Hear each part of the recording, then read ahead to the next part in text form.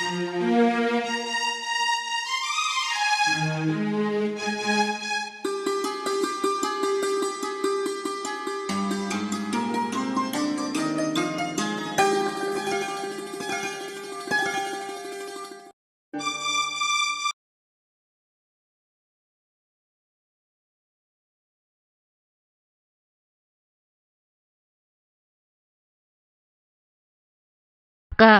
पसंदीदा प्रोग्राम एक ही फिल्म से, जहां आपको सुनहरे दौर की उन फिल्मों से हम रूबरू कराते हैं जिन्होंने भारतीय सिनेमा को नई ऊंचाइयां दी।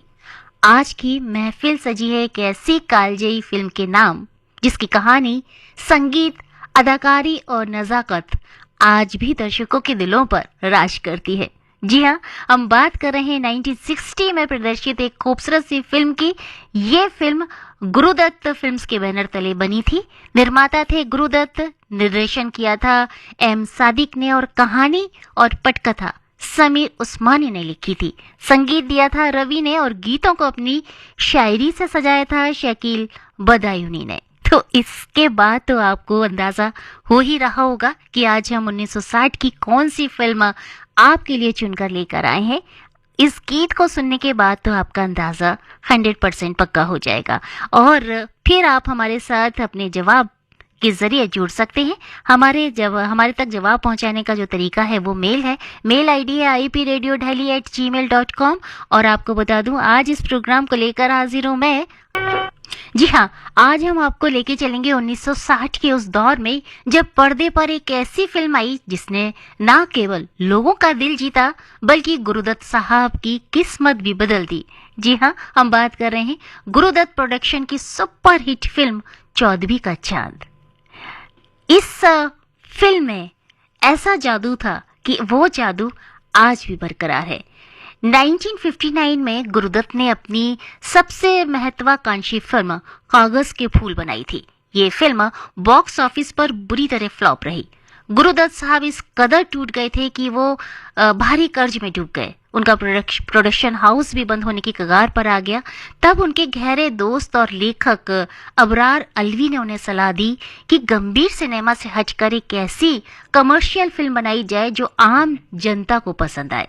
अबरार अलवी ने लखनऊ के बैकड्रॉप में एक मुस्लिम शोषण ड्रामे की कहानी लिखी। गुरुदत्त ने जोखिम उठाया और फिल्म बनने का रास्ता साफ हो गया। कागज के फूल की नाकामी से गुरुदत्त इतने हताश थे कि उन्होंने तय कर लिया था कि जब वो अपनी अगली फिल्म बनाएंगे तो उसका निर्देशन यानी कि डायरेक्शन खुद नहीं करेंगे। इसलिए उन्होंने चौदहवीं के चांद के निर्देशन की कमान अपने दोस्त अबरार अलवी को सौंप दी। ये अबरार अलवी की बतौर निर्देशक पहली फिल्म थी। हालांकि फिल्म के कुछ गाने और मुख्य दृश्यों में गुरुदत्त की अनूठी निर्देशन शैली है, जो एक टच था उनका, वो साफ दिखाई देता है। तो अब हम आपको सुनवा रहे हैं इस फिल्म की जान यानी सबसे खूबसूरत सा गीत, और आपको बताएंगे कि वो गीत भी सबसे बड़ा तराना माना जाता है। संगीतकार रवि ने जब इस गाने की धुन बनाई तो शकील बदायूनी ने के लिखे शब्दों को अमर करने के लिए मोहम्मद रफ़ी साहब को चुना गया। शकील साहब ने वहीदा रहमान की खूबसूरती को बयां करने के लिए ऐसे शब्द लिखे जो इतिहास बन गए। सिनेमेटोग्राफर बीके मूर्ति ने इस गाने को जिस तरीके से शूट किया वो कमाल था। और असल में ये फिल्म ब्लैक एंड व्हाइट थी, लेकिन इस टाइटल ट्रैक को टेक्निकलर यानी कि रंगीन में शूट किया गया था। और जब सिनेमा घरों में अचानक स्क्रीन पर ब्लैक एंड व्हाइट से रंगीन हुई और वहीदा रहमान की लाल जोड़े में खूबसूरत सी जो छवि थी वो नजर आई, तो फिल्म चौदहवीं का चांद। इस फिल्म की कहानी दो दोस्तों गुरुदत्त और रहमान के इर्द गिर्द घूमती है जो अनजाने में एक ही लड़की वहीदा रहमान से प्यार कर बैठे हैं। फिल्म में रहमान ने नवाब का किरदार निभाया है। पर्दे पर दोनों दोस्तों के बीच का त्याग और गलतफहमियों को इतनी शिद्दत से दिखाया गया कि थिएटर में बैठे लोग रो पड़े थे। जॉनी वॉकर की कॉमेडी ने फिल्म में हल्के फुल्के पल जोड़े, जिससे फिल्म का संतुलन बेहतरीन बन गया था। चौदहवीं का चांद रिलीज होते ही ब्लॉकबस्टर साबित हुई है फिल्म, और इस फिल्म ने इतनी कमाई की कि गुरुदत्त साहब का सारा कर्ज उतर गया और उनका प्रोडक्शन हाउस फिर से फलने फूलने लगा। ये फिल्म उस साल की सबसे ज्यादा कमाई करने वाली फिल्मों में से एक थी। इसे मॉस्को इंटरनेशनल फिल्म फेस्टिवल में भी बहुत पसंद किया गया। चौदहवीं का चांद सिर्फ एक फिल्म नहीं बल्कि ये गुरुदत्त की कला, अबरार अलवी की दोस्ती और मोहम्मद रफी साहब की आवाज का वो गुलदस्ता थी जिसकी खुशबू आज 60 से भी ज्यादा सालों बाद वैसी ही बनी हुई है। सुनते हैं एक और खूबसूरत फिल्म ने बॉक्स ऑफिस पर शानदार सफलता हासिल की और 1960 की सबसे सफल फिल्मों में ये शामिल हुई। चौदहवीं का चांद केवल एक प्रेम कहानी नहीं है बल्कि लखनऊ की नफाजत, उर्दू अदब, दोस्ती की मिसाल और मधुर संगीत का ऐसा संगम है जो समय के साथ और भी अनमोल हो जाता है।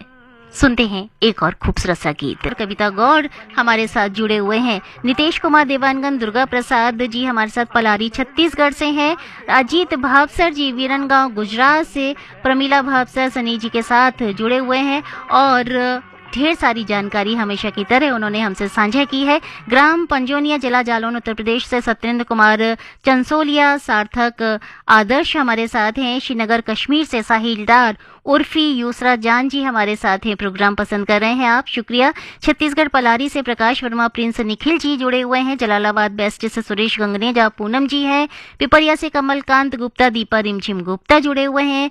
और अगला जो संदेश है वो आनंद पर्वत दिल्ली से लखपत राज, वेद प्रकाश, सूबेदार अमर सिंह जी का आया हुआ है। और ये संदेश हमारे पास सुनील पाठक कमला जी ने अनारकली बाजार जगराव पंजाब से भेजा है। जीवी राणा नेहरू बिहार दिल्ली से जुड़ चुके हैं। पोचल कला दुर्ग से हमारे साथ संजय कुमार साहू, सुजाता जी जुड़े हुए हैं। सुदर्शन मुखी अनीता सिमरन जी शांतिनगर सोनीपत से जुड़े हुए हैं। सुरेश राठौड़ मंजुला गांधीनगर गुजरात से जुड़े हुए हैं। और भी संदेश है उनको भी हम शामिल करेंगे। फिलहाल सुनते हैं इसी फिल्म का एक और खूबसूरत सा गीत। आप सभी का हम बहुत बहुत शुक्रिया अदा करते हैं कि आपने इस प्रोग्राम को पसंद किया और हमसे भी वो जानकारियां शेयर करी जो इस प्रोग्राम से जुड़ी हुई है। कुछ और संदेश भी हम तक पहुंचे हैं। नेहरू चौक पैठन सूरज जाधव, अनीता जी हमारे साथ जुड़े हुए हैं। लालगुरी गोस्वामी, हेमलता हिना, रघुनाथपुरा श्री गंगानगर राजस्थान से हैं। नलवेश्वर नगर नरवेल महाराष्ट्र से पीएच नवानकर, निर्मला विशाल जी हमें सुन रहे हैं। छोटी बलिया करजत मुंबई से अहमद भाई फूलवाले दुखनी सदक जी हमारे साथ हैं। फारूक अली खान जी हमें सुन रहे हैं। और बबलीश पवार जी ने एक और हमें बेहतरीन जानकारी हमसे साझा की है लेकिन वक्त हमारे पास नहीं है। बहुत शुक्रिया आपका। गोविंदपुरा सीकर राजस्थान से दातार सिंह शेखावत, संगीता कंवर, तुषार सिंह, रिंकी जी हमें सुन रहे हैं। ग्राम पंजोनिया जिला जालौन उत्तर प्रदेश से सत्येंद्र कुमार, आदर्श और आलोलिक जी हमें सुन रहे हैं।